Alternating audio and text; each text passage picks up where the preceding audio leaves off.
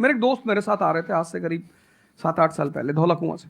रात का टाइम था और हम दोनों, मैं गाड़ी चला रहा था, हम इंडिया गेट के सामने से निकले तो उन्होंने मुझसे कहा कि अब हम बुढ़े हो गए हैं।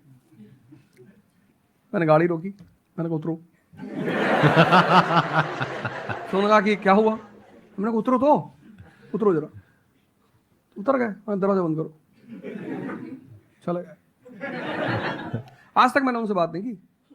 वो मुझसे पूछते हैं आज, अब तो खैर बात ही नहीं होती, पर वो बहुत उन्होंने कोशिश की कि अवध क्या हुआ, तुम दिन भर अपने आप को मोटिवेट करती हो, काम करती हो, जब तुम वापस घर में आती हो, अपने समाज में जाती हो, तो सब तुम्हारे मेंटल स्टेटस का थोड़ी है, वो तुम्हारी सारी ऊर्जा को खींच लेते हैं।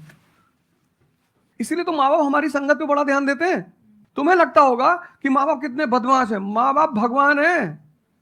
उनका एक्सपीरियंस तुम अपने दोस्तों को लेके जाया करो उनके सामने। कोई अल्ट्रासाउंड क्या करेगा जितना माँ बाप करते हैं, कोई स्कैनर क्या करेगा, सही बात है, देख के कोई 2 मिनट फोटो में कैमरा करके क्या बता फोटो देंगे। खींचेगी, देख के बता देते हैं। बहुत दुष्ट है ये, इसकी आंख के नीचे देखो यहाँ निशान है, बहुत दुष्ट है ये। और वो लॉजिक भी बड़ी अच्छी सी देते हैं, कोई कुछ भी देते हैं लेकिन बड़ा अच्छा सा लॉजिक देते हैं। तो ये हमारे साथ होता है, इसलिए हमें पहले गुरुकुल भेजा जाता था। और आज की हमारी सोसाइटी इसको सिर्फ नेगेटिव दिखाई पड़ रहा है। मैं अभी अब घर गया था, हमसे लोग कह रहे भैया 24 का चुनाव लड़ोगे?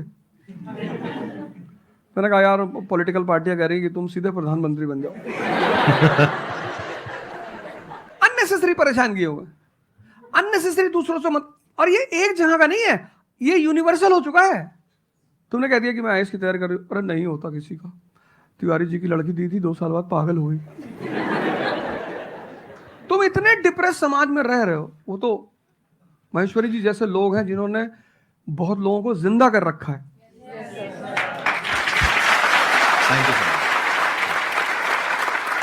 जब आपको कोई सहारा नहीं होता, आपने टाइप किया संदीप महेश्वरी, एक वीडियो आ गया, आप रिलैक्स हो गए। जब आप इन्हें सुनते हो तो आपका टेम्परेचर हाई होता है। तो एक ही आदमी को आप सुनते हो ना जिससे टेम्परेचर हाई हो, हमको सुन लिया कुछ ज्यादा ही हाई हो गया। लेकिन 2 लोगों को छोड़ दो, 3 लोगों को छोड़ दो, 4 लोगों को, ऐसे 10-12 लोग हिंदुस्तान में है, पॉपुलेशन 1 बिलियन 50 करोड़। तो तुम 10 लोगों को सुनो और बाकी जो तुम्हारे साथ 500 जुड़े हैं वो तुम्हें तो नीचे ही ले जा रहे हैं। इससे बचो, अपनी सर्कल को थोड़ा सा रिजर्व करो। तुम किससे बात करते हो, कौन सा लिटरेचर पढ़ते हो, लिटरेचर पर ध्यान दो। जैसे मैं रश्मिरथ पढ़ता रहता हूं, खाली हुआ, प्रसादों के कनकाब शिखर होते कबूतरों के ही घर। ये जो बड़े बड़े मकान है, कभी किसी बाज को यहां रहते हुए देखा? कबूतर रहते हैं। क्या लाइन है, प्रसादों के कनकाब शिखर, कितने मतलब महलों के जो बड़े बड़े शिखर, उसमें सिर्फ कबूतर रहते हैं। प्रसादों के कनकाब शिखर होते कबूतरों के ही घर, महलों में गरुड़ न रहता है, कंचन पर कभी न सोता। कंचन मतलब सोना। लग्जरी नहीं चाहिए। तुम लोग इतनी लग्जरी चाहते हो, लग्जरी आदमी को मेंटली कमजोर बनाती है। मैं आश्रम में था, मैंने ज्यादा खाना खा लिया। मेरा एक नियम है, नो एक्सरसाइज नो फूड। मतलब अगर मैं एक्सरसाइज नहीं करूंगा तो मैं खाना नहीं खाऊंगा। वहां एक बाबा जी, वो प्रेम में उन्होंने घी पे घी डालते चले, मैंने खा लो। फिर वो हुआ कि भाई यहाँ घूमेंगे, चारों तरफ जंगल है, डरा दिया इन लोगों ने।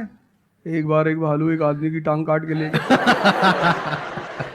अरे मैंने कहा आज कोई भालू वालू नहीं आएगा, मैं जाऊंगा। फिर मैंने 4-5 लोगों को तैयार किया अपने साथ, उनको थोड़ा मोटिवेट किया कि जंगल में घूमने से ऑक्सीजन लेवल बढ़ता है। वो लोग भी तैयार हो गए कि चलो। तो हमारे साथ एक साहब अमेरिका से आए हुए थे, वो भी वॉक करने निकले, बोले हम भी चलेंगे। मैंने कहा भाई साहब क्यों जा रहे हो? कहते हम भी चलेंगे। मैं उनका नाम नहीं लूंगा। 1 किलोमीटर के बाद उन्होंने मुझसे कहा मेरे बैग में यहाँ बहुत पेन हो रहा है। 1 किलोमीटर। तुम लोगों ने पता है अपने आप को कष्ट देना छोड़ दिया है। You are dying for luxury, you have become weak physically and mentally. थोड़ा थोड़ा सा कष्ट दो अपने आप को, थोड़ा टेम्परेचर हाई रखो, थोड़ा बड़े टेम्परेचर वालों के साथ रहो। हमने अपने आप को कष्ट, हम कौन सी नॉवेल पढ़ रहे हैं? Half girlfriend. अच्छी है, अच्छी है, अच्छी, मैं ये नहीं कह रहा हूं, मैं कुछ बोल देता हूं। अच्छी है मतलब आपने पढ़ी है।